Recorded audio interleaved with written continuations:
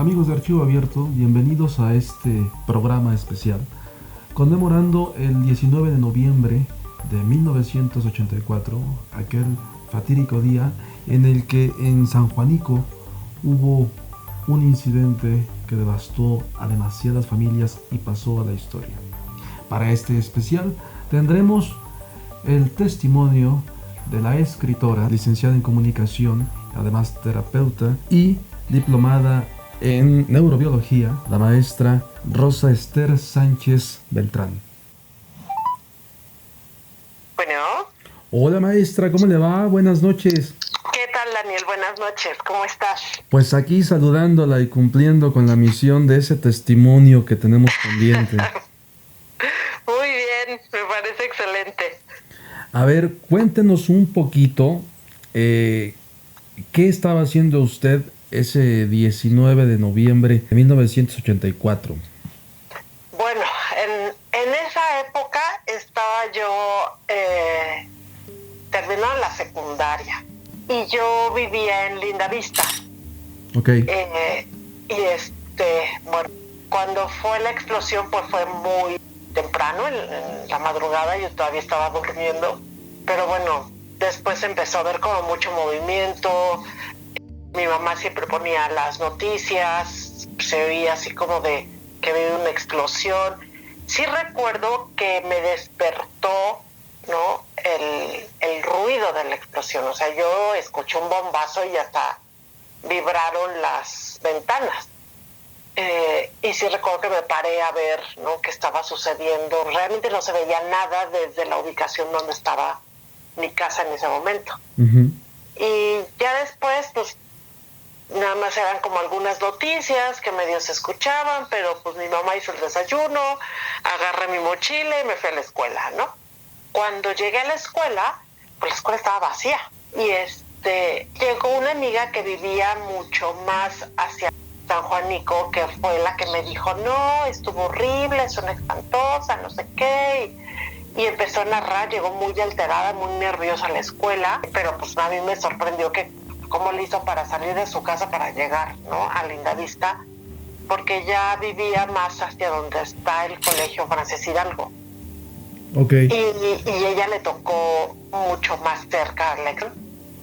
Y fue la que me narró, ¿no?, que la gente estaba saliendo de sus casas, que estaba corriendo, que había fuego, que se había puesto, pues, ahora sí que el cielo rojo, y que había sido una cosa muy fea. Y bueno, llegaron las 8 de la mañana y yo creo que después de un ratito, más bien a las que ya habíamos llegado, nos regresaron a nuestras casas. Y pues yo me regresé a mi casa. Entonces, ya en el camino, todo el Politécnico, la avenida Instituto Politécnico y el Politécnico, te estoy hablando que a lo mejor ya eran las 9 de la mañana, empezó a llegar mucha gente, una cosa impresionante, que empezó a llegar la gente, ¿no?, caminando, pues tal cual, ¿no?, con el camisón, con la pijama, en calzones, con una cobijita, descalzos, y se fue colocando a lo largo de todo lo que fue el camellón, o lo que es el camellón, todavía existe, de Instituto Politécnico, y hacia las banquetas del Politécnico. De la avenida. De la avenida, ¿no?, y del mismo Politécnico se fueron, pues, donde encontraron un lugarcito y llegaban a sentarse. Y entonces sí, era como muy impresionante estar viendo a la gente cómo empezó a llegar en caravanas a buscar un lugar donde tomar un descanso, y de repente veías a uno, y de repente ya fueron 10, y de repente ya fueron 50, y de repente, y entre las calles se empezaron a acomodar, sobre todo ahí en Instituto Politécnico. Entonces sí era algo pues muy duro ver a la gente así, y sobre todo que dices, que las veías así, pues noviembre, ¿no? Entonces ya empezaba a hacer frío. Sí. Entonces las veías así con el camisoncito, con los señores en calzones, ¿no?, descalzos, nada más con una cobijita, y más allá de verlos así, el rostro pálido, desencajado, la mirada perdida, así como buscando, ¿y ahora para dónde? Como buscando respuestas de qué vamos a hacer, ¿no? Pues mamás con los niños cargando uno de un brazo, jalando al otro, tratando de juntar como el Señor como a la familia, ¿no? O sea, tratando de ubicarse todos juntos, como de no perderse. Yo creo que el rostro de duda, de incertidumbre, de angustia, era algo que impactaba muchísimo. ¿Usted recuerda el movimiento que hubo en la ciudad? Es decir, seguramente ambulancias, bomberos, patrullas, ejército, helicópteros de noticieros, helicópteros del ejército acercándose al epicentro de la desgracia. Sí, se empezó a dar mucho movimiento, pero digamos que yo estaba más hacia Instituto Politécnico y todos ellos estaban moviendo por Insurgentes, que estuvo un poco más lejos donde estaba. Y entonces mucha de la transmisión pues era más bien estar escuchando televisión, radio, lo que estaba pasando, aunque sí se escuchaba mucho movimiento porque un poco más adelante estaba pues Hospital del Seguro Social y del ISSSTE, ¿no? Y entonces pues realmente de Lindavista, las señoras principalmente se empezaron a organizar, ¿no? Empezaron a salir brigadas, mujeres, sobre todo mujeres, con cobijas, ropa, botes de agua, sacaron mesas así como de fiesta, ¿no? Así las plegables, entonces sí. Así empezaron a poner mesas en los camellones. Yo no sé en qué momento se organizaron las señoras, ¿no? Pero las señoras, empecé a ver montones de señoras que bajaban de sus carros, la mesa, los platos desechables, las jarras con agua, ropa, cobijas, y ellas fueron las que empezaron a atender a toda esa gente que estaba ahí. Entonces llegaron con ollas de sopa, pero ollas grandes, que dices, no son de las ollas que tienes normales en tu casa, ¿no? De esas ollas grandes, y pues un montón de cosas que de verdad me impresionó ver de dónde lo sacaron. Para poder proveer a los damnificados. Seguramente en algún mercado cercano fueron con quienes tienen cocinas económicas y ¿qué tienes preparado? Y vámonos, hay que llevarlo. Exacto. ¿No? Sí. ¿No? Y muchas, pues se ve que se pusieron a cocinar. ¿También? ¿No? Porque definitivamente, pues, estamos hablando de ese año 1984, todavía vamos a ser una generación, por lo menos la mía, de mamás en casa, ¿no? De mamás cocinando en casa, o sea, no de tantas mamás trabajadoras, sino mamás en casa trabajando, ¿no? Entonces esas mamás, ¿no? Se juntaron, hicieron sándwiches, hicieron lo que encontraron y llevaban las ollas así de sopa, de comida, de agua, y empezaron a alimentar a toda esta gente. Entonces sí fue como esta parte fueron este grupo de mujeres que salieron, ¿no? A ver a la que podía, a ver, te traigo una cobija, a ver, te traigo un suéter, a ver, te ayudo con el niño, ¿no? Te consigo leche, y pues algunas que ayudaron incluso como para sentarse a escuchar, ¿no? Sí. De cómo está, cómo se siente, cómo está el niño, una paletita para el niño, ¿no? Ahora sí que un pal para el susto. Sí. Y ellas se movilizaron, las mamás bueno, las señoras así que estaban ahí en Lindavista, hacia Zacatenco, que empezaron a darle esta atención a todos esos grupos que venían pues prácticamente peregrinando desde San Juanico, que realmente no está tan cerca de Lindavista, han de ser, pues no sé, unos 8, 10 kilómetros caminando. Yo creo que debe ser hasta un poquito más. A lo mejor un poquito sí. Más. ¿No? Sí. Fíjese, yo recuerdo haber visto, no sé si usted los vio, ahora con la censura que ha habido en internet han quitado mucho material, pero hace 10 años había un material de videotape que era propiedad de Canal 13 cuando creo que todavía pertenecía al gobierno federal, de una cobertura que hacen cuando van llegando inmediatamente después de la explosión, van llegando los reporteros las casas deshechas, pero peor aún, se ven los cuerpos o lo que fue un cuerpo hecho cenizas, pero se ve la forma del cuerpo sobre las camas, en la calle, a quien le agarró en la calle que ya iba rumbo a su trabajo, quien estaba afuera ya lavando trastes, lavando ropa. Así terminó, como si hubiera sido una bomba atómica. Así es. Sí, esas eran las imágenes. Era terrible. De los cuerpos calcinados, ¿no? Que se quedaron con la forma en la que la ola térmica los agarró. Así es. Entonces, exacto, el que estaba sentadito se quedó ahí sentado, chamuscado.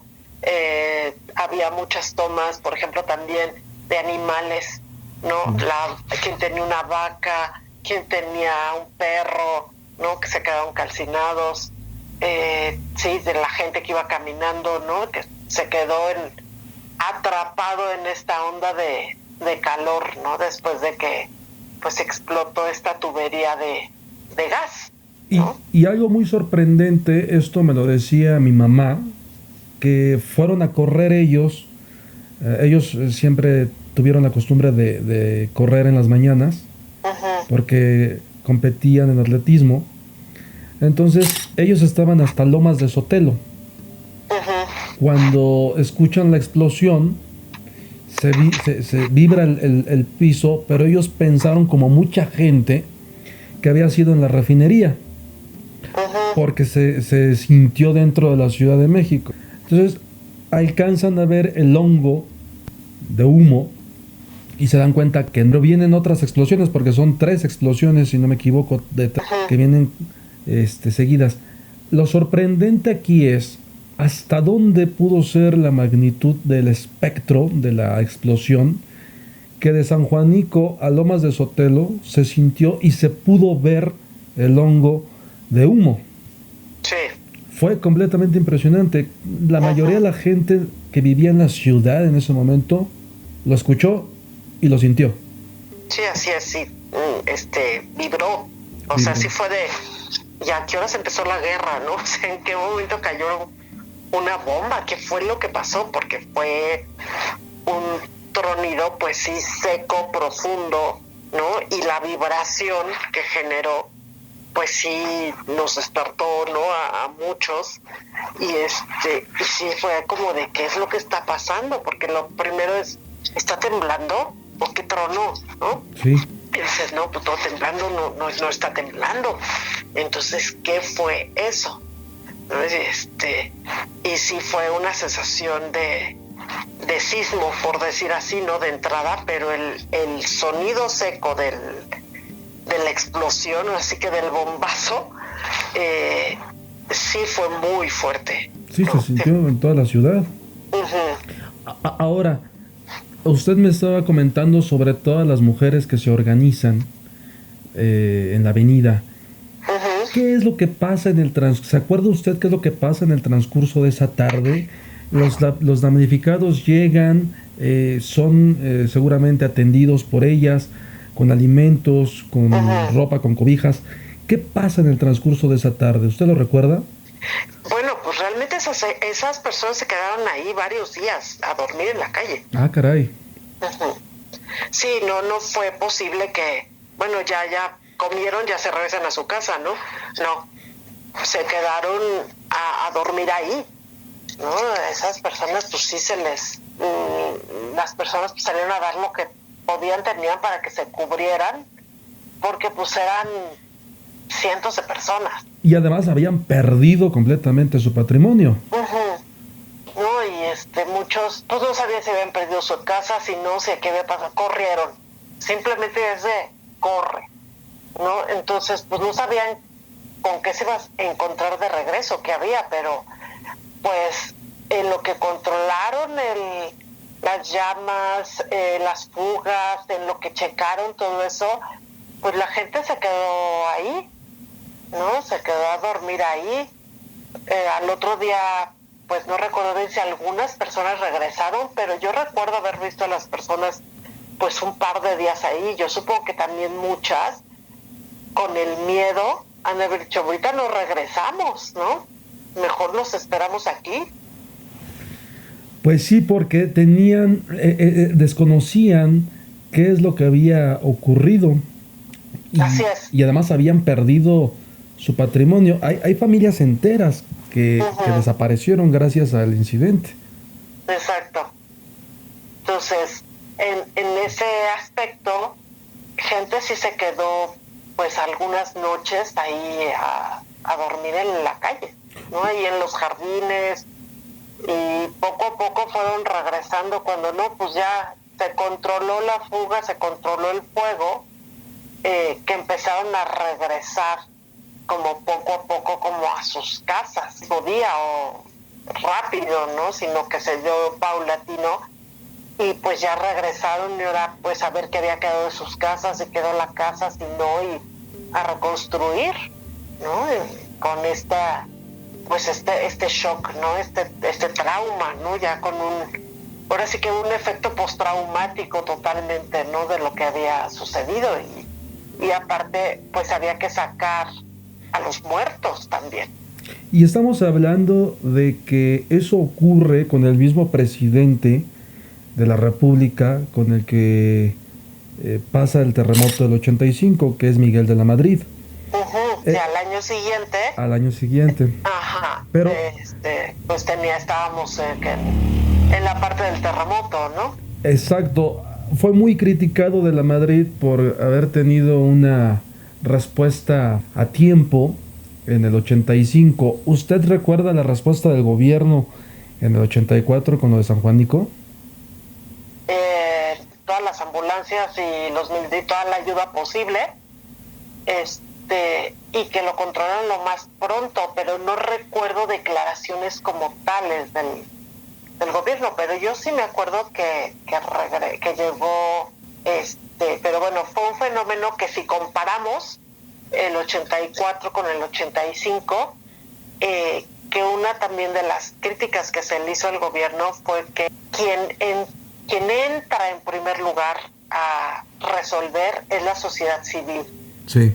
¿No? Que la sociedad civil es la primera que se pone las pilas y sale y resuelve, y así como las señoras ahora en la comida, el agua, como va, que está mucho más, por decir entre comillas, capacitada la sociedad civil, un evento tan trágico que el gobierno mismo.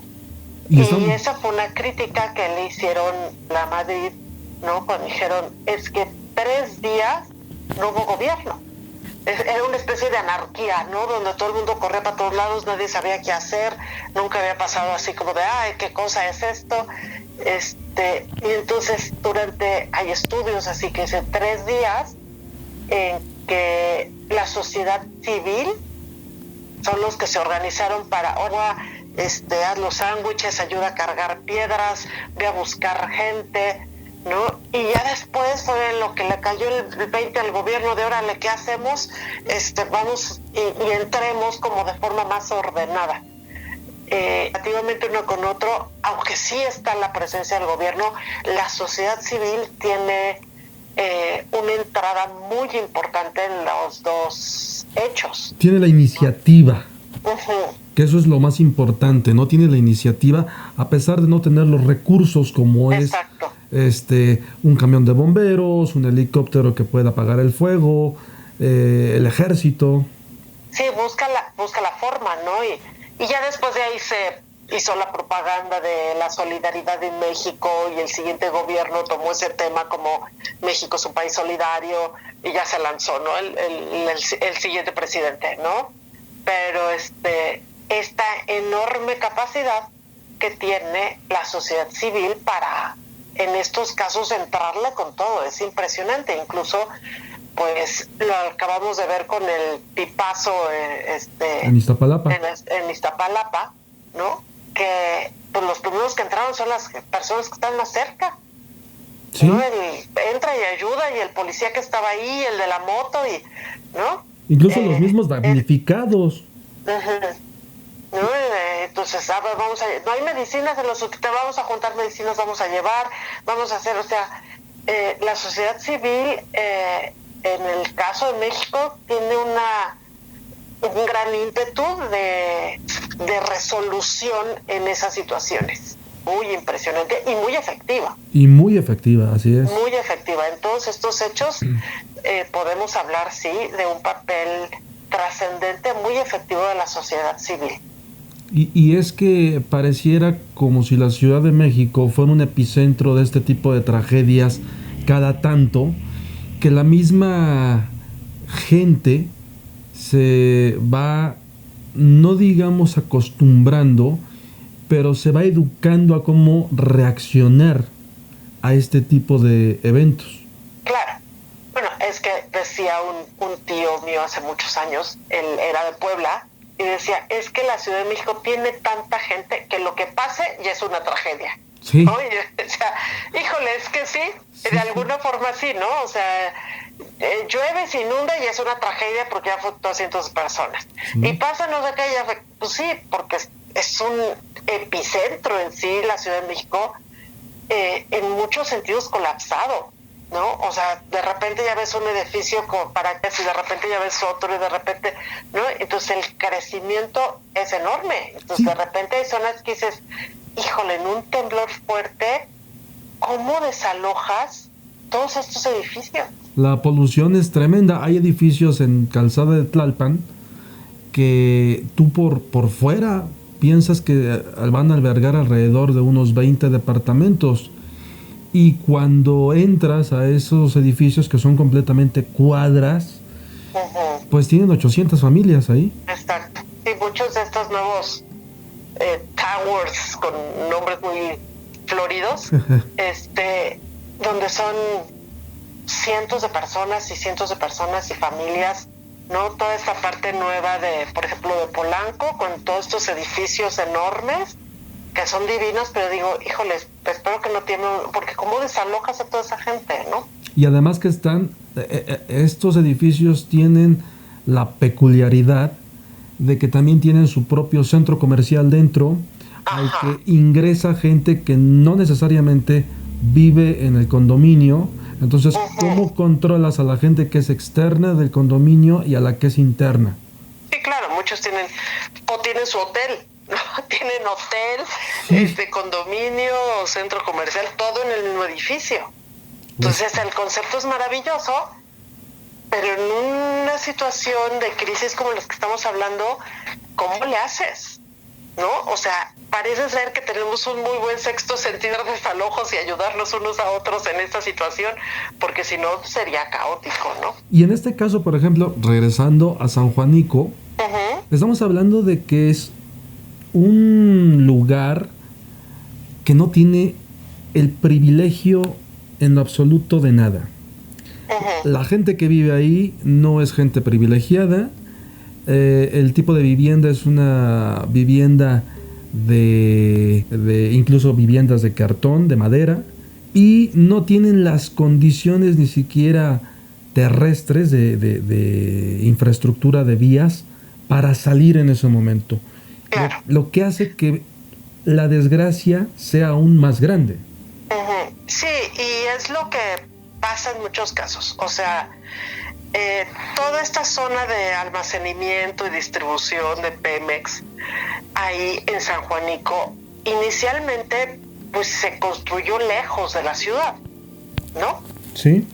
El problema es que la ciudad crece y de repente pues esa parte de los suburbios pues se empezó a llenar de casitas y de gente que se empezó a poner muy cerca, ¿no? Y entonces, obviamente, el área de seguridad, que debe haber sido mucho más grande, se la comieron las casitas. Como puede pasar en los cerros donde están las cuevas, que de repente ya hicieron casitas y llueve y pues se deslava y todo esto, que son construcciones hechas en lugares donde no deberían estar hechas. Son lugares fracturados por la misma naturaleza. Exactamente. Que cuando ocurren estas desgracias impiden que los habitantes puedan reaccionar. Ahora, tengamos en cuenta que lo que ocurre en San Juanico es a las 5 de la mañana, 5:14 aproximadamente. Así es. Entonces tienen a toda la gente dormida. Quienes trabajan seguramente de muy temprano, sí, pero ¿qué hacían? No pudieron ni siquiera correr porque hay muy poco testimonio de supervivientes Porque lógicamente a nadie de los que estaban dentro de la zona, de la colonia, pues a nadie pues sobrevivió. Exacto. Sí, no, los que estaban más cerca del lugar no sobrevivieron. No había manera, ¿no? O sea, las zonas un poco más de los que salieron corriendo, ¿no? Pero la zona más cercana, y desgraciadamente ahora sí que hay imprudencia y falta de reglamentación de un lado y del otro, ¿no? De si hubiera respetado la zona de seguridad, 200, 300 metros de distancia, y no se hubieran hecho casitas, pues a lo mejor la desgracia hubiera sido menor, ¿no? Pero al estar tan cerca, pues sí, fue una bomba atómica.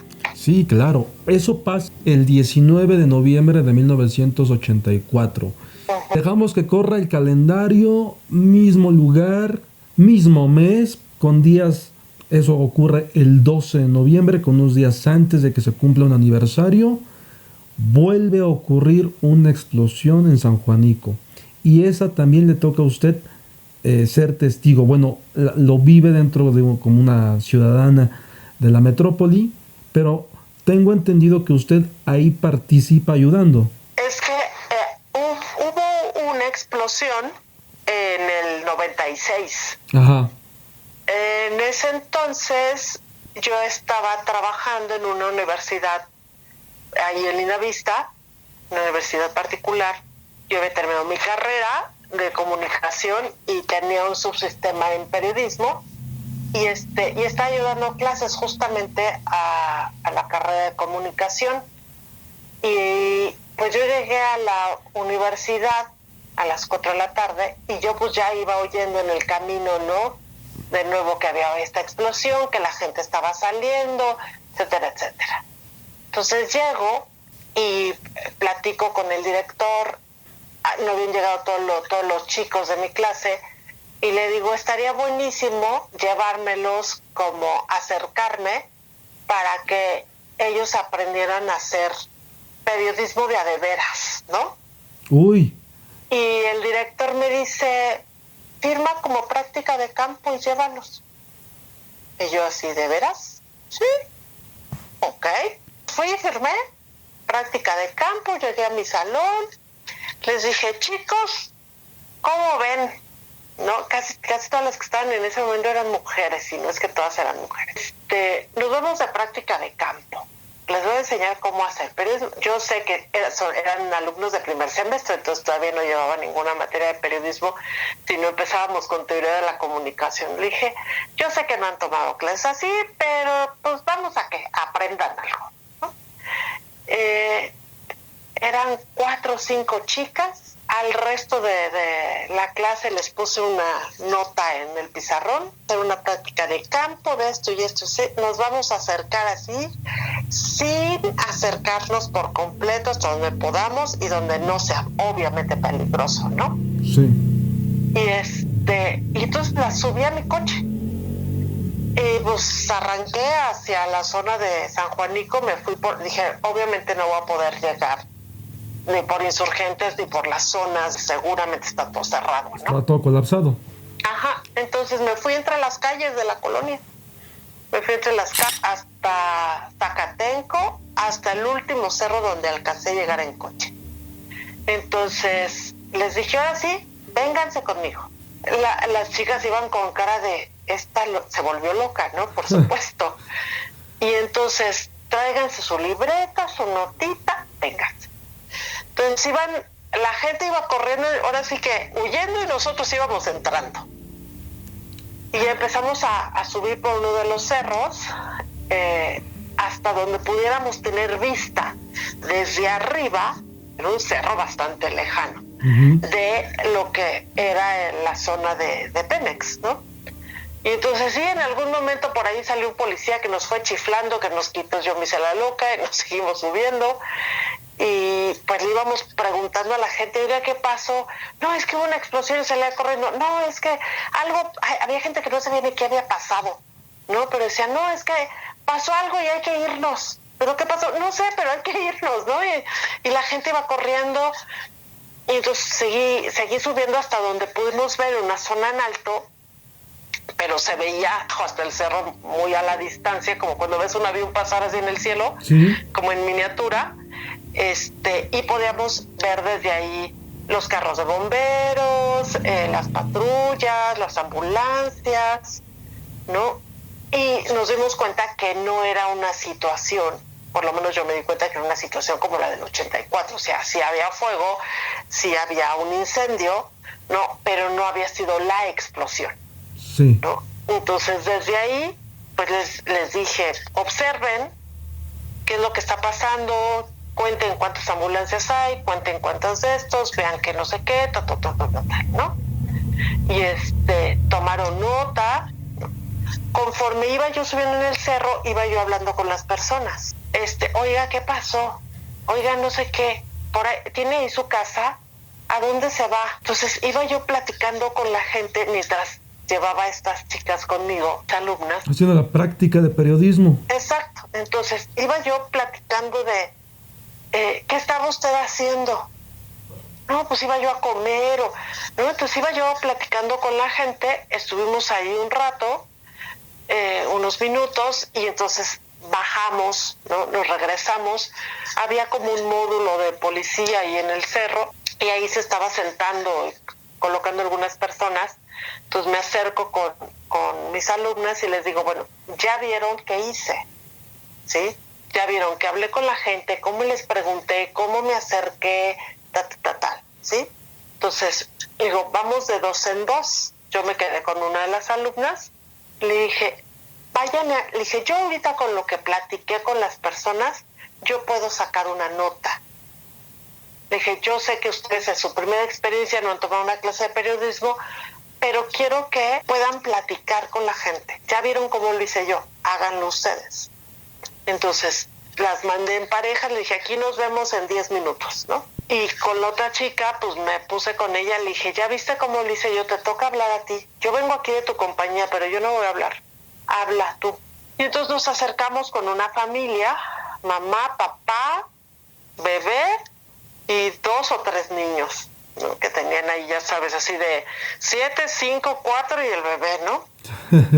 Y pues los niños así como que no sabían ni qué, pues hay medios vestidos, muriéndose de frío, la pobre mamá y con el chiquito así lo tapaba, ¿no? Pues porque también noviembre. Y en la tarde, además, que son horarios en los que la temperatura baja. Uh-huh. Entonces, pues para ese momento ya eran como las 5 de la tarde, yo creo, ¿no? Pues ya estuvimos ahí, y ella estuvo preguntando, yo la veía toda nerviosa, le dije, no pasa nada, o sea, nada más platica, pregunta qué van a hacer, y no, pues no sabemos, pues mi mamá vive quién sabe dónde, y nos vamos a ir yo creo para allá, pero pues es que ahorita no tengo ni leche para el niño, y mi alumna así como toda angustiada, se metió las manos a su pantalón, y así que encontró 2 paletas a los niños, ¿no? Y del otro pues traía cambio, ¿no? Entonces sacó hace cuenta 20 pesos, que en ese momento pues era mucho más que el de ahora, Uh-huh. Y se las dio a la señora, ¿no? Y le dijo, pues para que le compre 1 litro de leche, ¿no? Al niño, no sé qué puede hacer. Y ya no, pero iba muy consternada, muy afligida mi alumna, así con el corazón roto. Y entonces, bueno, ya regresamos, ¿no? Un par de alumnos que se fueron después que yo, llegaron y también estuvieron viendo por ahí qué fue. Estuvimos ahí otro tiempo y ya regresamos al carro y las regresé a la Universidad San Blas y Salvas. A la siguiente clase sí me comentaron, ¿no? Dice, la verdad íbamos muy asustadas porque íbamos oyendo en el radio lo que iba pasando. Yo con la adrenalina hasta la cabeza toda emocionada. Para cubrir la nota. Ajá, la nota, ¿no? O sea, digo que los periodistas de repente tenemos esta adrenalina media enferma, ¿no? Escriban su experiencia. Le dije, no se los voy a calificar, no tal, porque no tienen las bases, pero escriban, y ya estuvimos platicando ahí de cómo fue, qué pasó, ¿no? Hasta dónde puedes llegar como reportero, ¿no? Esta parte de, híjole, yo sé que no lo son, pero tampoco te enganches con este sufrimiento porque tampoco ayudas, ¿no? Y entonces es difícil y es muy criticable, ¿no? A muchos de los periodistas son unos insensibles, pero no es así. Pero tuvimos esta experiencia de estar ahí, de llevarlas ahí, de que vieran lo que estaba sucediendo, que no fue una situación tan crítica como la del 84. Sí había fuego, la gente sobre todo estaba muy asustada porque pues ya tenían la referencia de esta otra situación años antes, ¿no? Entonces es, ¿no? Explosión, sismo, explosión, dices, pues, ¿qué pasó, no? Pero sin la gran tragedia como fue años antes. Ajá, fue con el nivel de tragedia, ¿no? Que se había vivido en el 84, ¿no? Porque esta fue, digamos que la otra comparativamente fue más explosión y en la explosión pues explotó la fuga y todo, se agarró tanques, y aquí fue más el incendio. Sí. ¿No? O sea, aunque sí no fue la explosión, aunque sí hubo explosión por ahí, pero no fue como la otra que fue la explosión y luego fue otra y luego fue otra y luego fue el incendio y fue, ¿no? El hongo aquí no fue así, fue más sobre un incendio lo que había sucedido. Yo platicaba y Ana me hacía un comentario muy interesante que usted le había dicho, y antes de cerrar la conversación, la entrevista, me gustaría que nos ayudara con esta otra parte, viéndola desde una manera terapéutica. No sé si tenga que ver con la neurobiología o la terapia alternativa, pero me decía Ana, porque platicábamos justo después de lo de Iztapalapa por teléfono, y me decía, mira, mi mamá, porque dice, yo hablé con mi mamá, ¿por qué pasa en lugares donde la gente tiene menos recursos económicos? Y mi mamá me daba una explicación que yo ya entendí o quise entender desde otra forma, ¿no? Que tiene mucho que ver, pues, también con la energía, y nos puede dar ese punto de vista que es muy interesante, ahora que además la gente tiene un despertar y una aceptación más grande por estos temas que son de conciencia. Claro. Sí, esto es muy interesante, cómo hay una conciencia colectiva, ¿no? Bien. Una energía colectiva. Y creo que esto se vio mucho con lo de los sismos del 17, ¿no? Porque los memes de que en septiembre siempre tiembla, ¿no? No, es que septiembre va a temblar, es que sí va a temblar, no, es que el simulacro, no, es que, ¿no? Y entonces empiezas a generar esta energía y como que lo manifiestas, esto va a pasar, esto va a pasar, esto va a pasar. Y de repente dices, no puede ser, hicimos simulacro y el mismo día, y sí tembló, ¿no? Sí. Y entonces... A minutos además. Ajá, los científicos de la UNAM que estudian toda esta parte de los sismos decían, y vi estadísticas que decían, es que la probabilidad de que eso sucediera era de 0.00001%, ¿no? Dice, tiene que haber otros factores. Abrieron su posibilidad científica de decir, es que hay algo más. O sea, en estadística y en esto dices, muy poco probable. Una explicación era de, la gente mueve energía. Claro. Movemos energía, ¿no? Somos energía. Parte de nuestro cerebro pues se mueve por energía, y esa energía, ¿no?, que se mueve a nivel colectivo, todo tipo de circunstancias. Entonces, de repente, por decirte, y esto es muy claro, voy a poner un ejemplo como más fácil. La típica mamá con el niño que es que te vas a caer, es que te vas a caer, es que te vas a caer, y se cae el niño. Cierto. ¿No? Dices, es que te lo dije. Pues tanto le dices que lo llevaste a cabo, ¿no? Dices, es que sí se cayó.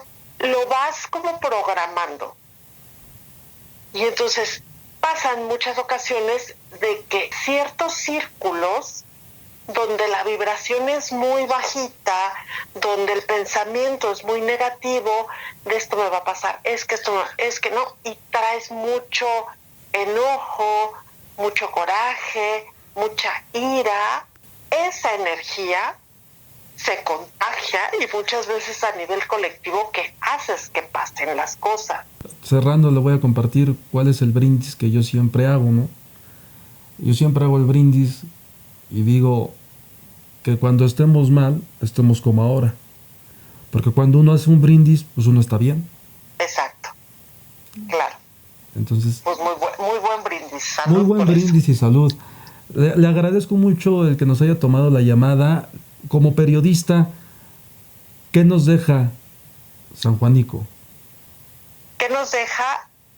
Cuidar los asentamientos urbanos, que traten de estar en zonas no tan peligrosas, ¿sí? O no peligrosas, y respetar los reglamentos, las reglas, o sea, tener cosas muy claras donde se respete de aquí se va a construir esto, no se puede construir nada acá, el tipo de tubería se va a hacer así. Respetar las normas y los reglamentos es importante, y que si no se respetan haya consecuencias, ¿sí? Y esto es en todo sentido. Hay que respetar si voy en coche, si voy caminando, si voy en moto. Hay que respetar el carril confinado, hay que respetar a los pacientes, hay que respetar las reglas y las normas para que haya orden y las cosas funcionen. No, incluso hasta ahorita me está dando esto que está diciendo usted, me está dando un ejemplo tan común. Estás, por ejemplo, en un lugar platicando con dos personas y otra entra a dar su opinión. Eso es una falta de respeto, que por esa falta de respeto, los tres que fueron interrumpidos inmediatamente ya rechazaron de entrada a esa persona. Aunque cree que tiene la razón, ya la rechazaron. Y esa persona se cierra, círculos, ¿no? Que ahí está. Así es, ¿no? El hecho de, ¿no?, respetar reglas, respetar personas, respetarse a uno mismo, ¿no?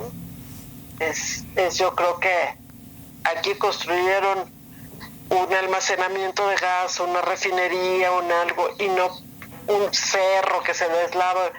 Que aquí no hay que construir, busquemos otra opción, ¿no? Sí. No permitamos eso, porque entonces eso ya llovió, ya vino el deslave, ya se murieron no sé cuántos, ya explotó, no, canceladísimo, pero si pues ponemos un poco de orden a todo esto, pues las cosas van a funcionar mejor. Licenciada, le agradezco mucho la atención de la llamada, la conversación ha sido muy amena, como siempre. Y el tener pues testimonios de este tipo y que sean compartidos aquí en nuestro canal, creo que ayudan mucho a la gente que nos escucha, porque es un poquito también de corresponder con conciencia a la gente que nos escucha. Por el tiempo también que me ha cedido. Al contrario, yo estaré encantado de la vida de volverla a saludar en persona y que nos pueda ceder otra conversación, pero ya hablando de los temas que usted maneja muy bien. ¿Nos quiere compartir algunas redes sociales aquí para que quien nos escuche la puedan buscar para alguna consulta holística y todo lo que usted está haciendo? Incluso sé que usted traduce libros, edita y todo, porque también es escritora. También escribo, entonces también hago storytelling y algunas otras cosas que lleven pluma en el asunto, ¿no? Sí, claro que sí. Estoy como @Rosy con Y Teta Healer en Facebook, en Instagram. Bueno, en Instagram le tienen que poner un 1 al final. Y también en YouTube me pueden encontrar. Y tengo un grupo ahí en Facebook que se llama Alma Viajera, donde también subo algunas cositas ahí busco mucho el desarrollo personal.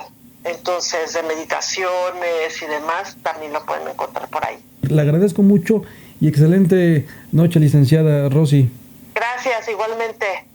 Hasta pronto. Bye. Bye, bye.